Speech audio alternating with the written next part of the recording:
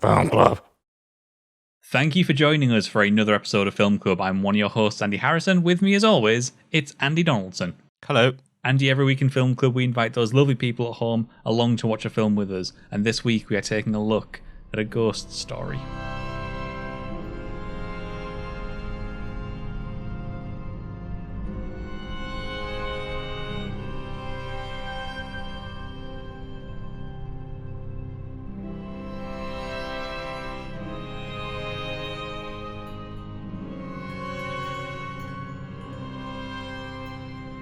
Hello, lovely people. Ghost Story tells us a romance between Rooney Mara and Casey Affleck, two unnamed people that live in a house, and it's a very emotional kind of relationship. It's quite quiet, and anyway, throughout this relationship, he's involved in a car crash, and he actually dies.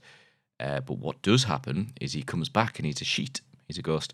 And he sees the story. He's only secluded to the house, and he sees the story of his wife grieving, moving on, eventually leaving the house and seeing new residents come in. Establishes a friendship with the ghost over the road. They don't really know exactly why they're there, but they do. They know they've got a slight purpose. He sees the world spread over time, sees their relationship up until the point of where he dies.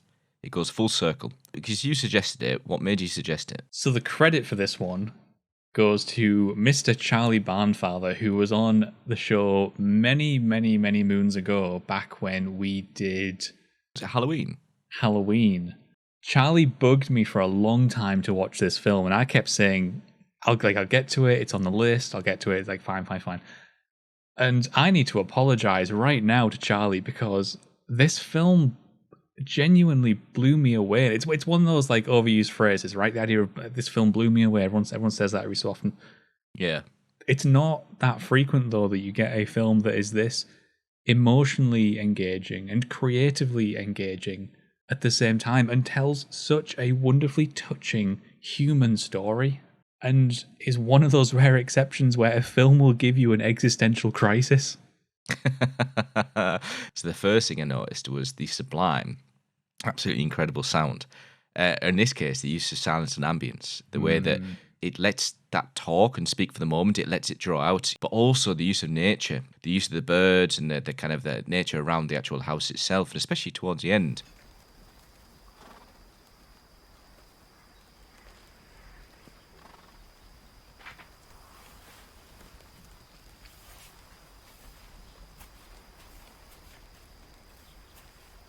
Cinematography here by Andrew Palamo. The whole thing is just gorgeous. And I love the way that what they do is they set up a lot of like static frames, and those static frames are used to make you feel sort of voyeuristic. You know, you're sort of in the same way where the ghost sort of stands around and watches things happen.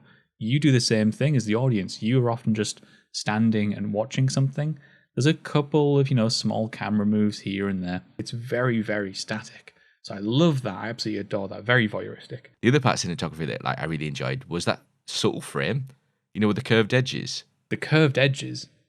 That whole visual element of making it feel like it was shot on Super 8. Now, obviously, they haven't gone all the way. They haven't made it look like it's film grain, or they haven't made it look like it's got scratches or hairs or anything like that. The desire there is to not make it kitschy. It's not trying to make it stylistic. I think the framing choice is to make it feel more personal, because Super 8 sort of popularized itself because it became a consumer camera, and it became sort of, for many years, it was people's de facto like holiday camera, or the camera that busts out when it's like a party or it's someone's birthday, and you're sort of like, you're capturing those memories that you would later play back. And that's sort of what we associate Super 8 with. So by giving it that 4x3 curved edge look, you sort of evoke some of that feeling. And that is so wonderfully perfect for this, where it's about somebody who's trying to reconcile their entire life's memories, or the memories of the house in this case. There's a lot of long takes and long shots, and they kind of like just focus on the scene itself, which, as I mentioned before, with the sound, it kind of coincides with the use of ambience and silence, and let those scenes speak. I think for me that really clicked when you're sitting on that wide shot of his body.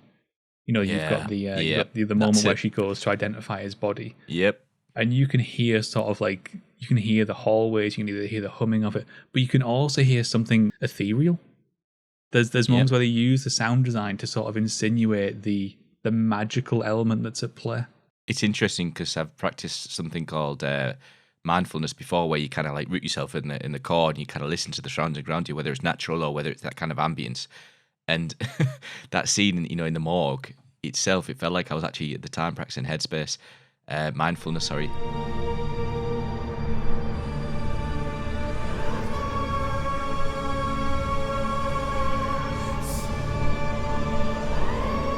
But even then, moving on, is the music. The music was amazing. Like Holy the little crap. snippets in the I know, yeah. It's so the score good. that had Daniel Hart is the guy who did it. He's like, credit to him. It was amazing. Well, I think my favorite moment for music as well is when he puts the headphones on her. And we sort of cut back and forth between either being in her head and sort of the music is really high and clear in the mix, and then cutting outside of that and getting a more diegetic like headphone sound where everything's like compressed and filtered down. Again, a sound designer's wet dream. I use that phrase sparingly during film club. This is a sound designer's wet dream. Along with the performances that we haven't even got to yet, but it comes together in like the shot.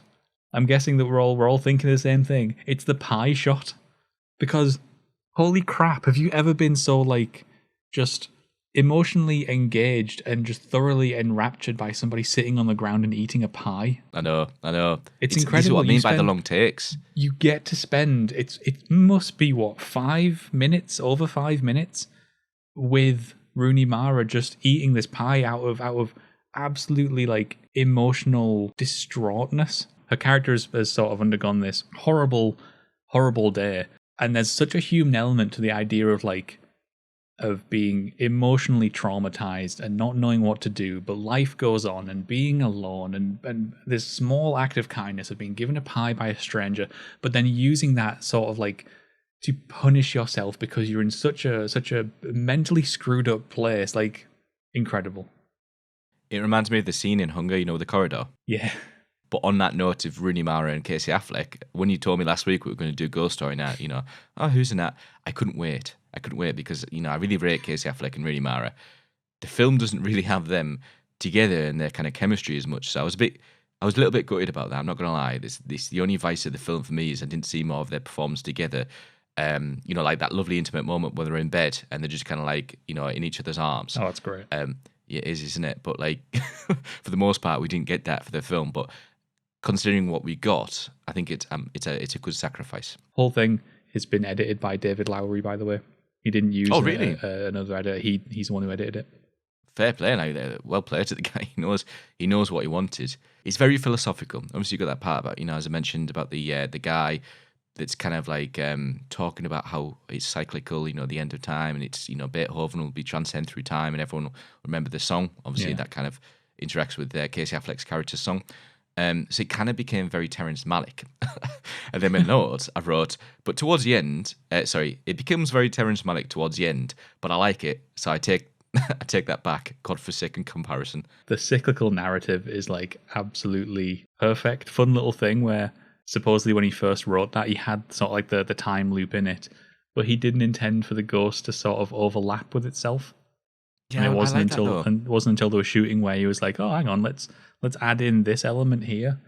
And there is something so wonderfully perfect about the fact that we never find out what that note says. It reminds me a lot of Lost in Translation.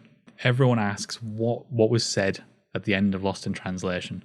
And it doesn't matter, because whatever they tell you, whatever was said at the end of Lost in Translation and whatever was written on this note, it's not fulfilling. It's the fact that the character got to read it that is the fulfilling thing. And for me, it's the intimacy of this note. And it's the fact that we're so, as you said, in their lives, almost like a bit too much, voyeuristic. But then the note itself holds so much intimacy. We shouldn't know. We should know that it means the most to him. Fun little tidbit. They actually found a house that was scheduled for demolition, shot in it, and then filmed the demolition. No way. That's really cool. £100,000 of the budget. So, very modest budget, especially considering how good it looks as well. Sounds. One final special mention here to Mr. Charlie Barnfather, because Charlie Barnfather was right.